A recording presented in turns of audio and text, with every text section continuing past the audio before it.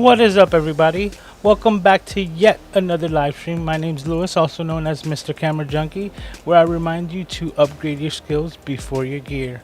Welcome back to yet another live stream. Today is episode number 62, I believe. It's all running so fast, and this has been one hell of a week. Well, let's see who's here, because today we're going to be talking about new versus used gear, and we'll get into that. First, I want to say what's up to the peoples here in the house. First, we have the Paul Duncan saying evening to everyone. Dale is also here. Let me see if that's going through. Okay, how you doing? He's saying good evening to me, Mr. Camera Junkie. Everyone's saying hello to each other. Caleb saying hi to everyone as well. All right, let's see how this is working, because I got myself a new piece of gear that I'm gonna be getting into, which is part of the talk of the new versus used, and I got a couple of things to upgrade my my setup here, which we'll get into in a little bit. John's here as well. He's saying hi to everyone. He's hanging out with you guys. I'm joining from an island in the middle of a frozen lake in Minnesota. Wow. Starlink internet is awesome. That's dope. Well, take some photos. I would love to see it, because that's got to be really cool, especially with the way the weather is right now. So, all right. Yeah, I agree. I do also agree that that is awesome. And the same thing, Dale is saying stay warm. And yeah, if you're here already, remember to hit that like button. Yep. Take care of that. Well, let's talk about gear, right? I always talk about, upgrade your skills before your gear, right? But then there's certain times that you want to upgrade your gear. Like something that I've had, on my list for a while, and I've been able to take advantage because of a couple of certain deals that happen to come my way. One thing to note, Amazon, they really get you, man, because you put certain things in your wish list or in your cart, and you're just waiting to buy it, and you're contemplating it, and then at that same time they come and they hit you up with a new a special deal, and be like, if you order it now, we'll get it to you there by tomorrow with a special discount, which is one of the things that I actually got, which is a new softbox diffuser.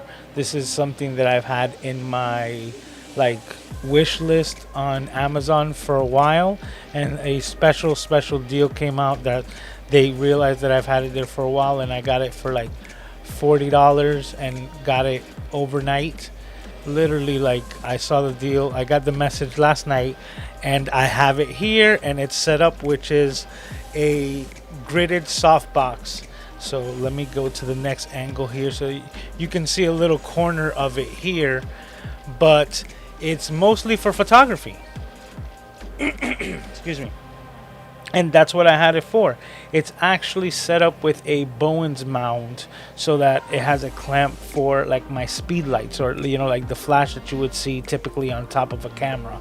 So with that being said, I thought about it, and when the deal presented itself, I said, you know what, let me go ahead and pick it up, because I'm going to replace the light that I had before, which falls into the new and used category. But now that I'm actually not using it, I have it off here to the side so that I can show you what I've been using as one of my main lights, or one of my key lights, for 61 episodes prior to tonight. So here we go. This is my janky light, right? As you can see, it's an IKEA desk lamp. It's had better days, and it's got even to the point where the hood itself was kind of backed up from what I wanted to get the most out of the light. So what I actually did was created this whole contraption here where I have the light, if you can see, hot glued to the lamp or to the shade, and then I built this entire soft box on it, so this itself can be plugged anywhere to give the similar effect. And then I created like an extra, you know, like I guess holder, so that when it's screwed in place it wasn't flimsy. But this, on this flimsy handle, has been my light that's been hanging overhead for 61 episodes. And what I did now is not that much different, except that now the diffusion in front of it is ample. Now this is also the smallest softbox that I can find, and my main idea for it was not to replace this lamp. It was actually to replace this one, the one that I had made out of foam core. So let me go to show you the behind the scenes. So this was the light that I was planning on replacing, but the light, if you can see it over here overhead, ended up being still just too big for even the space that I had here, that it would just, I would have to remove everything that's here and replace it with that. But now that we're on this angle here on the behind the scenes cam, I'm also going to speak about my other upgrade, which is what is allowing me to speak directly to the camera, which is this little guy right here. This is the DesView T2 teleprompter. It's lightweight and small, still good for wide angle cameras, even though it is this small. And just to show you how simple it is, that's how easy it comes off, so that you can see the difference. So this is the teleprompter here. Let me put this down. And this was new, and it was another Amazon deal. Just the same thing. It was sitting in my cart, and I was thinking that I was going to get it.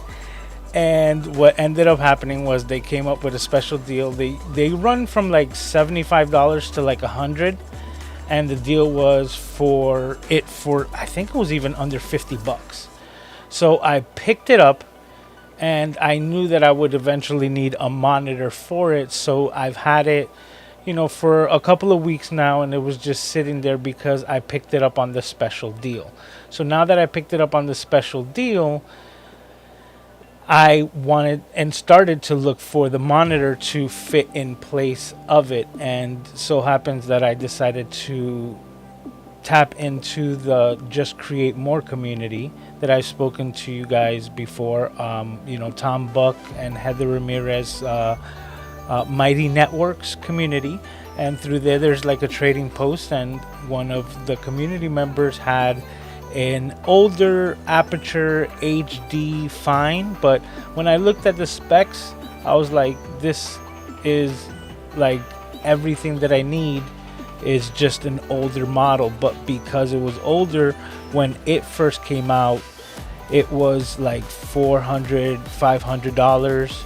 I picked it up for $100 with a battery charger, a wall charger, so that it doesn't even have to run on batteries, with also a modular arm, you know, like one of these articulating arms that, if I go to show you here,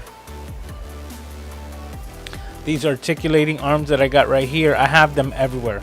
They're what's holding up my camera. And if I were to move the light, actually I could just declip right here to show you that. Come on, there we go. I even have the monitor for the teleprompter on another articulating arm that came with it. So me knowing the prices of the articulating arms that I purchase all the time, and I just put everything, I was like, it was too good of a deal to pass up. So that's exactly what I did. I took advantage, and then the next thing you know is I have the complete setup. I am no longer using my screen off here to the right, and I am now using this as my secondary monitor. And now, even though I'm running Ecamm with all of my scenes and I can see the audio so that I could monitor here, what I'm seeing here is your comments. So what I'm hoping is that it's going to allow me to stay more engaged with the comments, and, you know, keep, you know, in, you know, like not pull a Diana Gladney, so to speak, and stay up to date with the comments so I can go back to them. John says, I have a video uploading it tonight. That's great.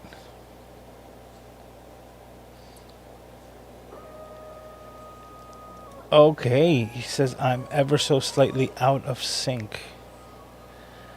Well, you know what? That is a possibility. I'm going to leave it alone. Thanks for the information, Paul. But I started closing out all my windows for the simple reason that I've been on the computer all day and I did not restart it at the beginning of the live stream. When I was setting everything up, I started even seeing, yeah, look, even my overlay.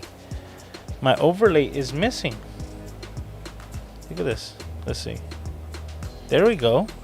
See, so this thing, as you can see, it was just a black screen around my border and things like that. So it's been acting up and I did not get to restart it before I went live. So we're just going to roll with it. Okay, Melanie is in the house saying, checking in. How are you?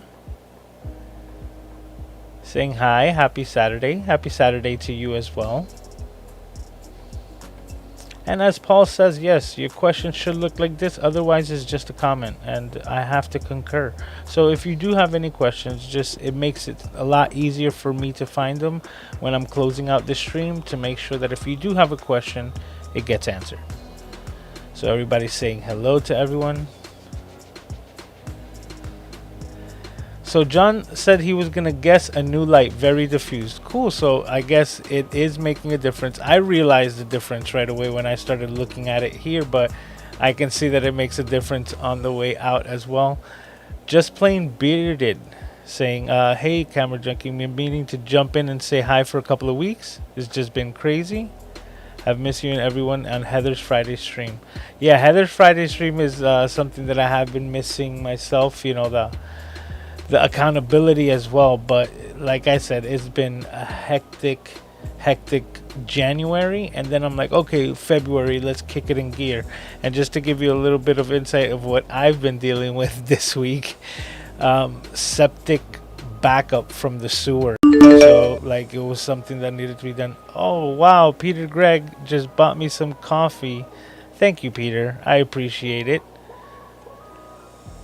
Yes, and whoa, I just went into screensaver mode on accident.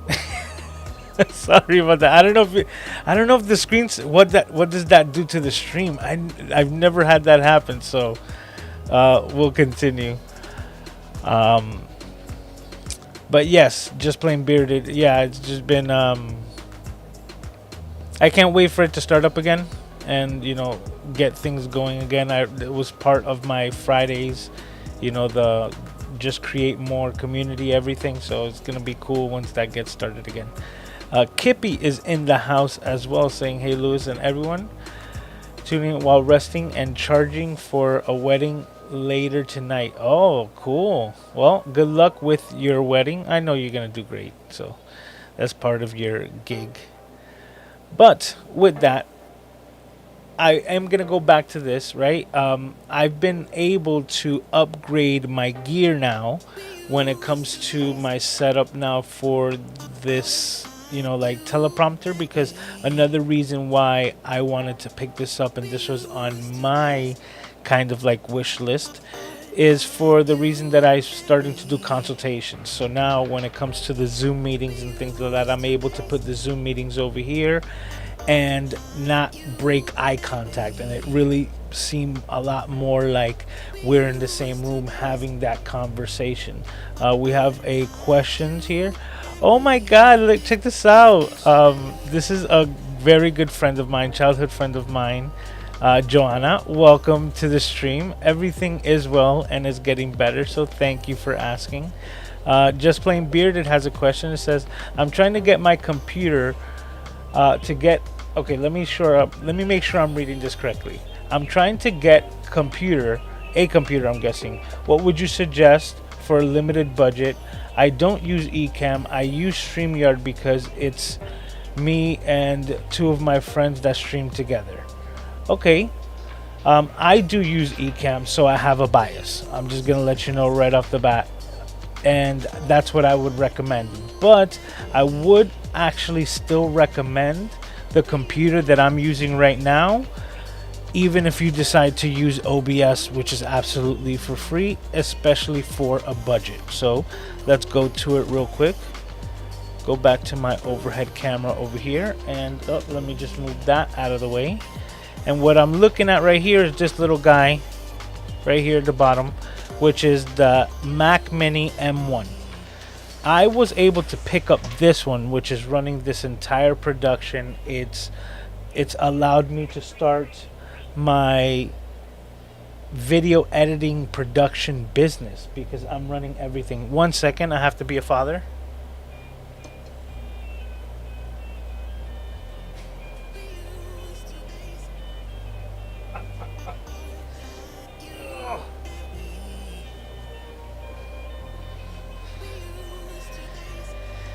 Alright, here we are. Let's go back. Here we have Aiden, about a week overdue for a haircut. But he's being very touchy right now. Say hi to everyone. This is, for those of you who don't know, this is Aiden. He's my son. He's the reason why I do everything that I do. He is my why. He is the reason why I'm here every week, even though this is so much fun for me, and I'm not gonna lie, I have so much fun doing these live streams, but he's the reason why I work so hard. And whenever, you know, if I ever think that I lack motivation, I just look over and I take a look at his smile, and that's all I need. But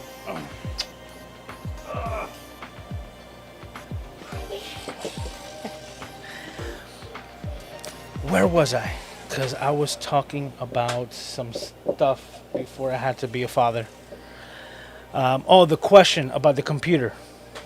There we go. I do recommend the M1 Mac Mini. The one that you're looking at right now that does everything and does my video editing and everything that you're seeing happening right now, overlays, video background, live stream, 4K, everything that you're seeing here is being run on a base model Mac Mini. And when I say base model, it is the M1, the entry level 8 gigabytes with 208 gigabytes of the RAM that comes built in, and also it only has, what was the other thing, yeah, the 256 gigabytes of hard drive memory. On top of that, I didn't even buy it new, which it falls perfectly into today's topic, buying new versus used, because of the simple fact that the Mac 1 M Mini, I got this one off of the Apple Refurbished website. So you can go to Google, and instead of typing Apple products or Mac M1, type in Apple Refurbished, and it's going to be the first hit.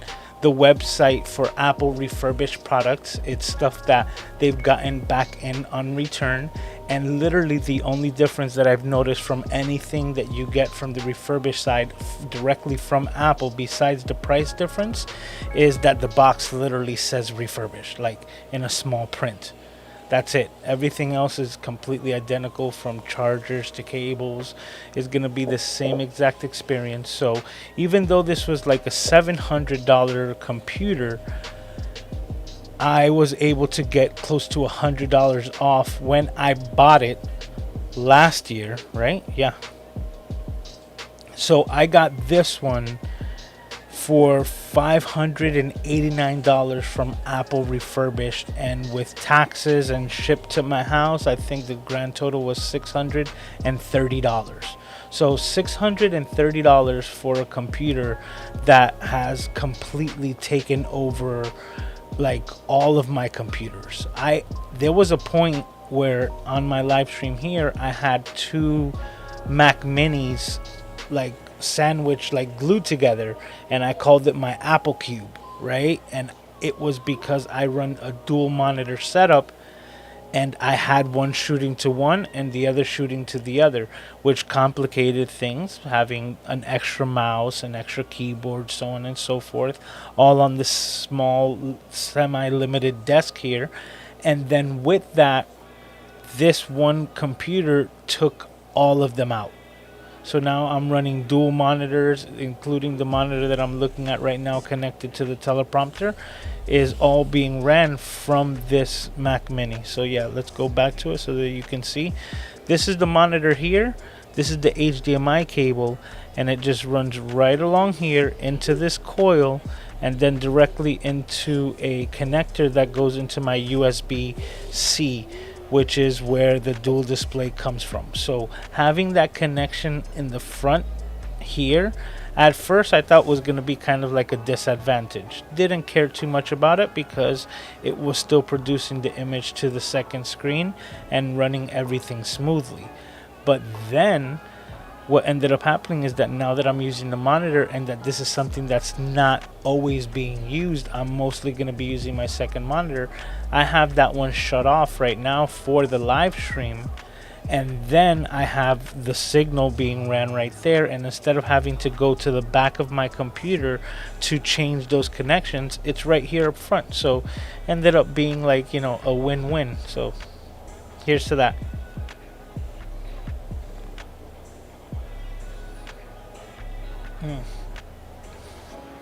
Coffee, man. The creator fuel. Okay, so Paul just gave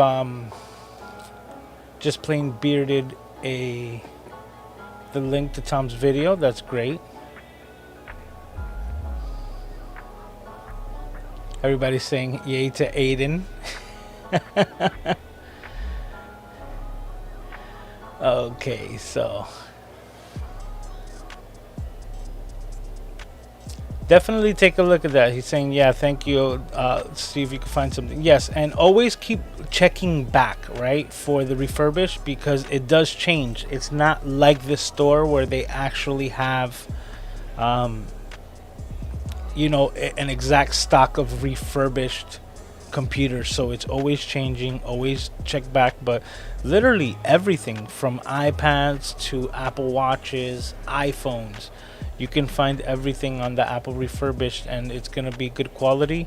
And if the other good thing about it is that if you buy it from Apple refurbished, they still give you the ability, even though you're buying it refurbished, to actually put the Apple Care on top of it if you want the extra warranty, because they're treating that product as if it were new. So it's great. All right. So yes, Paul says if you're interested in the mug, you can find it there. Upgrade your skills. Let me block my face there. I love this mug, man. 16 ounces. This thing is basically a bowl. You know, like you could eat cereal out of it and it would be satisfying.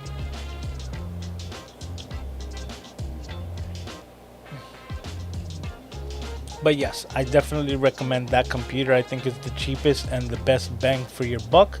And then on top of all of that, look, underneath it, just on the computer and just to touch on it, I knew that it was limited to 256 gigs. So I bought a $70 Hagibis like adapter that goes into another one of my USB-C ports in the back of this computer. And it connects a 2 terabyte SSD hard drive that I have on there. So instead of paying, I believe, close to $800 for Apple's SSD, especially in the capacity of 2 terabytes or something like that, I could be wrong. I think it's $400. The thing is, I don't even think you could have gotten 2 terabytes on this Mac Mini. I think it was limited to only one. So knowing that, and knowing that I could expand to a much bigger hard drive and it runs as if it were to be installed directly into the computer, I have everything. I have more than what I need in this system here. And the fact that it's like literally everything on my desk was under $1,000 for that Mac Mini, that's just like, I wish I have to get something mic drop, right? Some type of thing like that, but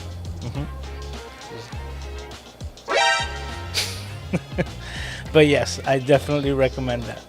Now, when it comes to gear, right? When it comes to cameras, that's where I was gonna give you some of my personal tips, because if you are looking to get a camera and you're looking to get a good deal on it, I highly recommend getting a used camera. Now, if you're looking to get something similar to what I was just mentioning about the Apple refurbished, then I would recommend going to programs or websites like KEH, Adorama, for the reason that they've actually done all of the work that you can do by yourself, but that's what they're charging you for, you know, like that's their overhead price. You can get a good discount, and the same way that they give you like a time period to make sure that you're happy with the equipment that you purchased. Plus, you can get it at a discount because it is used. Now, if you're willing to deal with equipment that they're selling that might have a scuff on it, maybe not on the lens but physically on the outside, and you're okay with that, then you can save even more with these same websites like Adorama, KEH, so on and so forth. Gear Focus is another one. What I've done personally is that I've used applications like OfferUp and Facebook Marketplace, and that's because I'm very well versed in what to look for in a camera. So let me see if I grab one here. Yep. So for example, this camera here was being sold on the used market, and I joke around because I said I ended up buying it because I rescued it from a neglected home, so to speak. It wasn't very well taken care of, and when I went to look at this camera, it was in pretty bad shape. Like the power button felt like it was stuck, and I was like, oh man, I really hope that it's not gonna give a problem with that. And it was to the point where it gave me issues turning it on. The back LCD has a crack on it, not where it's not displaying the image or giving any problems, but aesthetically it's there, and there's physically a crack on top of it, and it just looked like extremely dusty and worn out. The guy was asking, even like, I thought it was a pretty good deal at $150 because it came with a lens. But then at the same time, hey, what's up, Sammy? How you doing? Then at the same time, when I was looking at it, I was like, this is actually like $150 felt like steep for me. So I was willing to walk away. And then what I told the guy was, I was like, look, in the way that the condition that the camera is in, the most I would pay is about $100. And he was like, oh, this is a camera. I was like, listen, I don't need the camera. I have other cameras. This is just something that, you know, because the price was so cheap that I'm thinking just the lens alone is worth $100, which it is, which is the 16 to 50 millimeter kit lens. I'm like, just that alone is worth $100. So having that as a secondary backup kit lens would be great. I go, and then I kind of get the camera for free, just if I actually don't even end up being able to use it. And then he was like, okay, that was the deal. So I picked it up for $100, and after I cleaned it up and put a lot of TLC into it is when I realized that I got the value. Hey, how you doing? Okay, we got Latina Stream Queens here. Well, just before, Sammy was saying hi to everyone, so I said hi to Sammy. And here we have Marga in the house. How you doing? Marga, I've been meaning to get in contact with you because I believe you sent me a message. So let me know if I'm crazy about an A5100. And then when I went to look for the message, I haven't been able to find it. So please let me know, because I was trying to, January was like extremely crazy. I don't know how it was for you. But then on top of that, I was looking to see if I had parts for the Sony a5100 to see if I could actually help instead of having to go third party to find for them, and I actually do. So let me know if you need help with your 5100 here in chat. So it says, how much can I sell my Sony a5100 for? Okay, well then that's a great topic to talk about when you're what we're talking about here, new versus used. So right now I was just talking about a used camera that I purchased, but let's say for instance you were going to sell your Sony a5100. The things that I would ask you for, is obviously some pictures to see how. Hey, what's up? Healthy Bearded is in the house as well. How are you doing, sir? Oh man, I just realized that these are not really being displayed that well here. There we go. Let's move that a little bit better. Okay, so one thing that I always ask for to kind of see how much initial use the camera has is called the shutter count. It's kind of like the mileage on a vehicle. So if you're gonna go buy a used car, you're usually gonna ask for the mileage. Okay, Margaret says, I sent you a message, wanted to get it fixed, but now I think I'm just gonna sell it, either get it through see, I'm guessing she's saying an HDMI port. The HDMI port is dead. Okay, the HDMI port can be fixed. You see, that's the whole thing, and these are kind of known to break because they use the micro HDMI. Funny, because there's something that I actually did to prevent my HDMI cable from breaking. So here, let me show you, because I believe I have the cable running around here. Come on.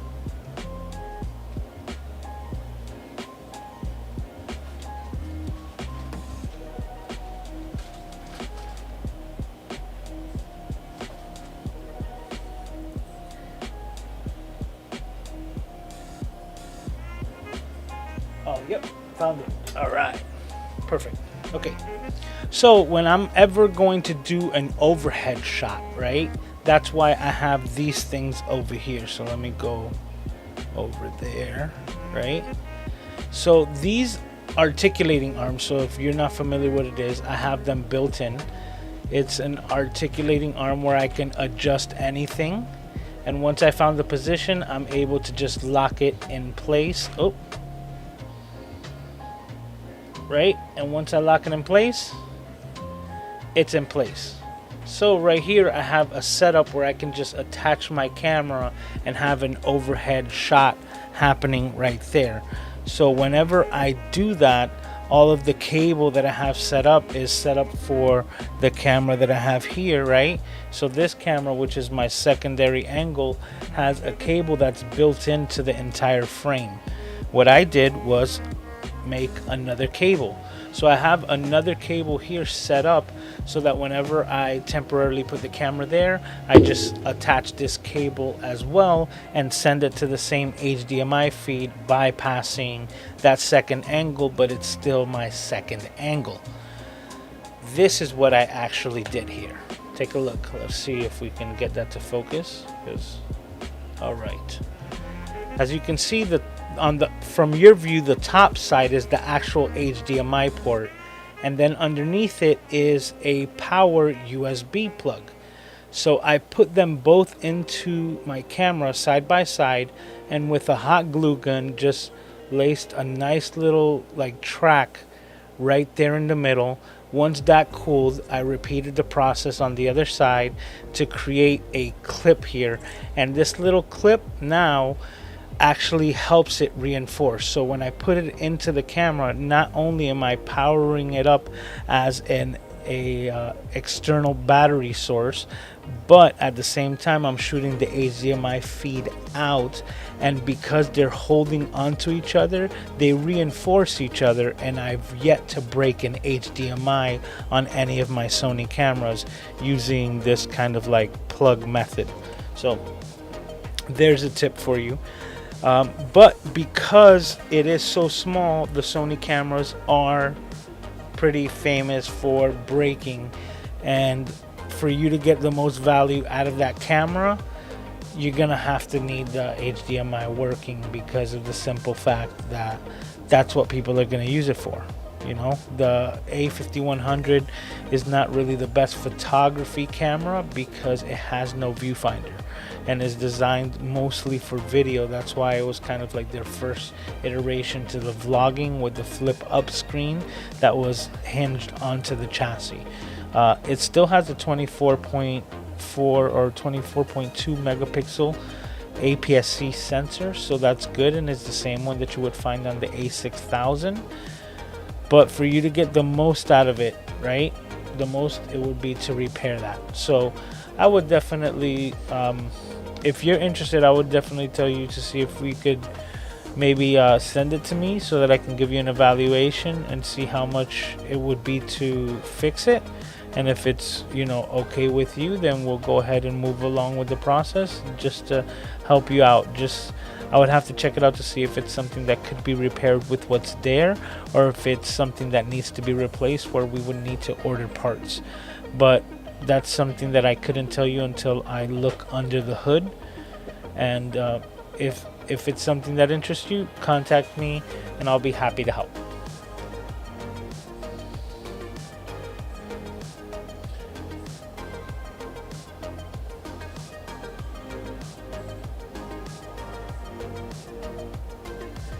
Okay, so I'm sorry, I was just reading this and I forgot to read aloud.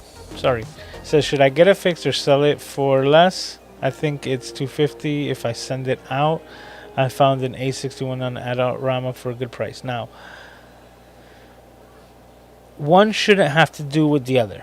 If you can get the A6100 for a good price, I highly recommend the A6100. It just has a better autofocusing system. So this whole fact of just keeping me in focus while my hands are here, and you know, like, and it's not jumping to my hands and being shaky or trying to, you know, capture pictures or like images in the background, that's where I put my money at, right? You know what they say, put your money where your mouth is? Well, that's where my mouth is, on the Sony autofocus system, both for video and photography. That's why I use them.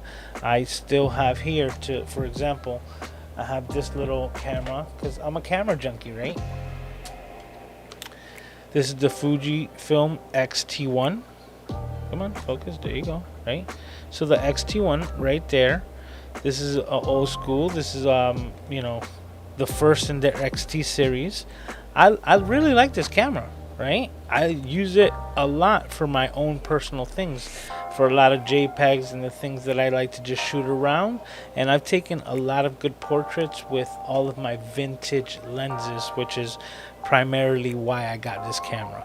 But in this instance, like, nothing in this is actually new, yet I wouldn't use this for video because I trust the Sony autofocus. I would use an A5100 for video before I would use this older Fuji, even though it's not as old as that 5100. So to me, it still holds its value, but once again, it would be to get the HDMI working so that that's the feature that you can take advantage of.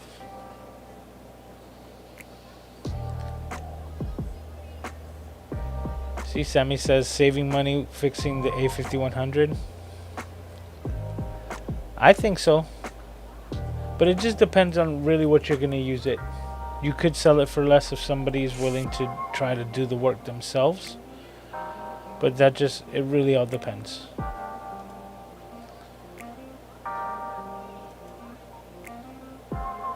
Alright, so he's saying thanks again for the feedback.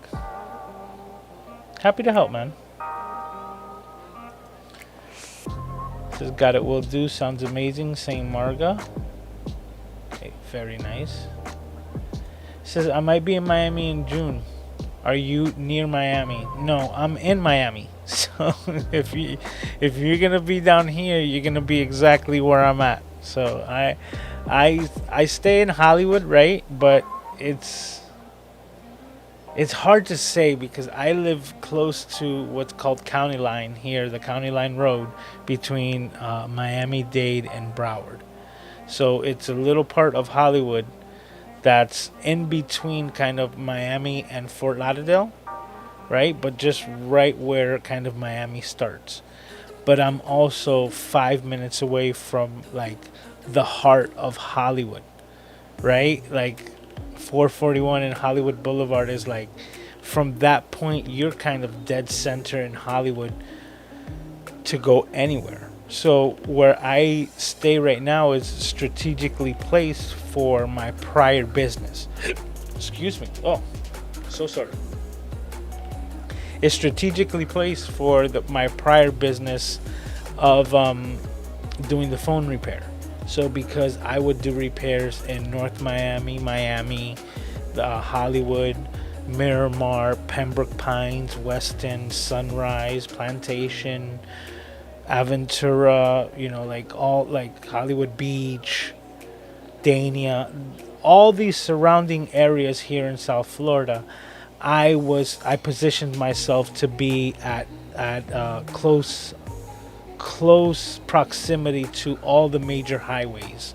So I'm like within less than a couple of minutes from I-95, so that I can just like start heading into any particular direction, whether it be north or south.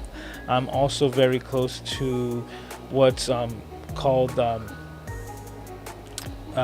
826, or the Palmetto is known as the Palmetto, which heads primarily like east and west, allowing me to travel on a highway fairly easy.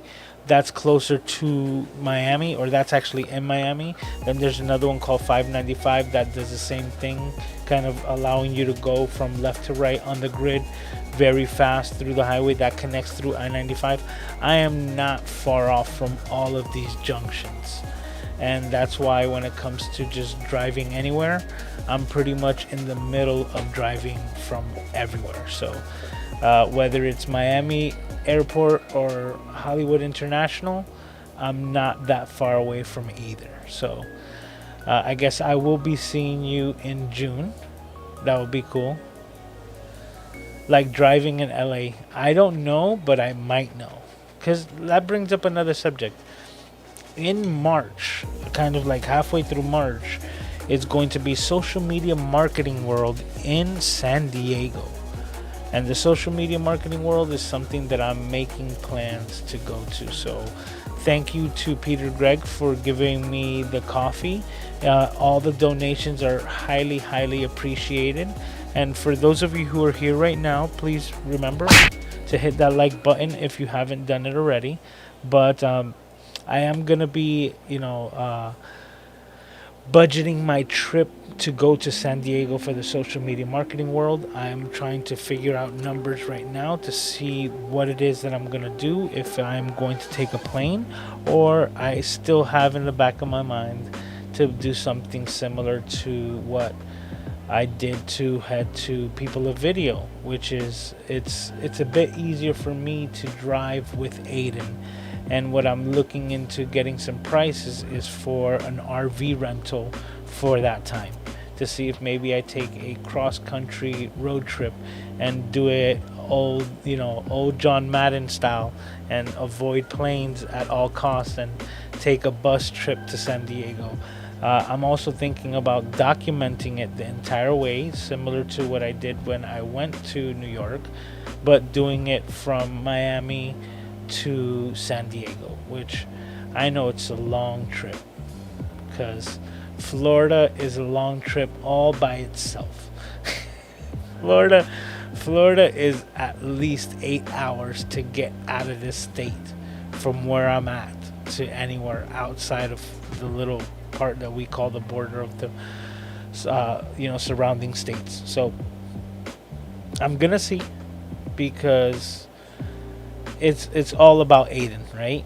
It's all about Aiden. So with that, if I'm just gonna be weighing my options, I think obviously, right, it would be more convenient for me to take a plane, but it just really depends, because if Aiden, for whatever reason has an issue where I need to pull over the vehicle, I can, and that could be a lot easier than trying to pull down a plane, you know? So that's kind of like the way that I think about it. Richard says take an Amtrak. I don't know. That could be an option, but I've never taken a train either. That's just me. I've never taken a train, so that could be something I can do and be happy with. But I don't know, because I'm also thinking that I'm gonna be doing content creation. So me being able to park in an RV park or anything like that and spend the night and get the rest for the next day to deal with Aiden and create the content and also edit videos for my business, I need to make sure that I have the ability to do all of those things and have that set in place, because whether I'm going there or not, it's business. That's what it comes down to. It's business, and it's really not a vacation that I'm taking. I'm going to social media marketing world to better my business when it comes to production, live streaming, video editing, remote production, graphic arts, all of the things that I'm providing as a service, and also the consultations, which, talking about consultations, I had like one of the first times that I'm getting a consultation that's completely unsolicited, that it's just because of the work that I've been able to show and put out there that it's now coming back, and gonna be booking an appointment with someone that I'm excited to be working with. So that's gonna be a lot of fun. Paul says trains can be fun, but I don't know if the sounds would be too much for Aiden. Those are all the things, like, the pressure that you get in your ear just on takeoff and landing on a plane. I don't know how that would affect my little guy. And I'm not saying that it would be a detriment, but it would, he's so already accustomed to being in a vehicle. And I think in an RV, it would be even that much more comfortable, that I think it would be easier for me as well, because while I did the trip to New York and I enjoyed it, I still had to find a hotel room every night in my closest location, and then, go through all the process of, boarding and then getting the room and then unloading the things from the vehicle into the room, spending the night. Then after that, right away I would go into just waking up and start getting ready, unpacking everything back up to start hitting the road. If I'm in an RV, it's literally like just park, hang out with Aiden, maybe do a live stream, record a video with my laptop and Ecamm, right? And then hit the hay, and make sure that I'm parked next to something good for breakfast. Like, those are the things that I'm thinking, and I'm not averse to driving. So if I'm not averse to driving, then I also think I should take advantage of that, right? Because if I can do it, do it. Hey, thanks, Paul, for putting that the consultation link there. Yeah, so if you're looking to get help with anything when it comes to content creation, right, whether it's strategies on multiple platforms, like, I prefer YouTube because this is my preferred media source, but I am also well versed in pretty much all the social media platforms, because I've basically been in marketing for like the last 10 years. I've been able to market my own businesses successfully for that time period. And to give you an example, this is something that I take pride in. For my Mr. Fix-It, social media feeds, I had established, like, reputation on Instagram, on TikTok, on all these different platforms, and Google hit me up. Google sends me a message and says, hey, we see that you have like a website with us as well, but we also see that you're doing like, social media pushes through Instagram, so on and so forth.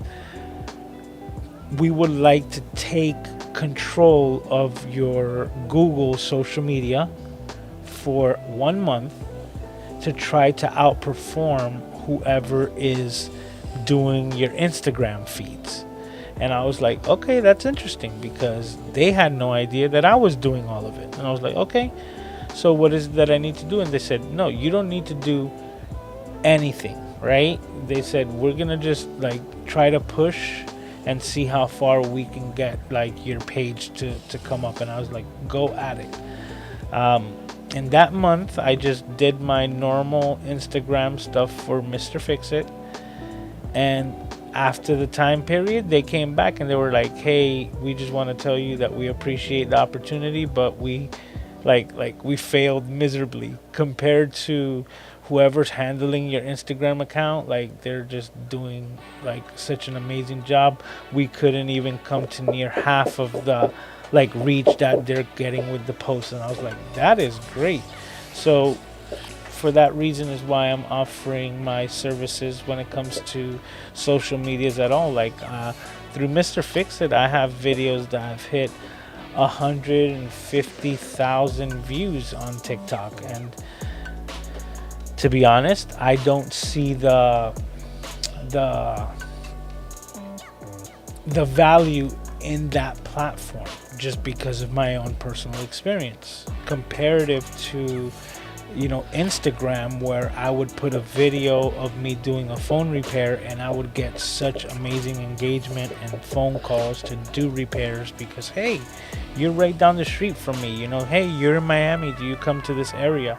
So with that being said, knowing how to leverage these platforms is what I also offer. So whether it's strategy or like I am a Mr. Camera Junkie, that you're just trying to figure out lighting and how to work with what you have, or better understand the gear that you have already, I can help with all of that. So if you need help, hit a consultation.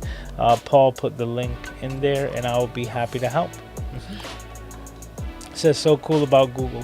Yeah, that was cool, man, because Google's a big company, and they're like, hey, let us have a chance with your business. I was like, go right ahead. And to know that my own single efforts, because of my understanding and my comprehension of what these social media platforms seek, I'm able to, also convey that, work it correctly, and win.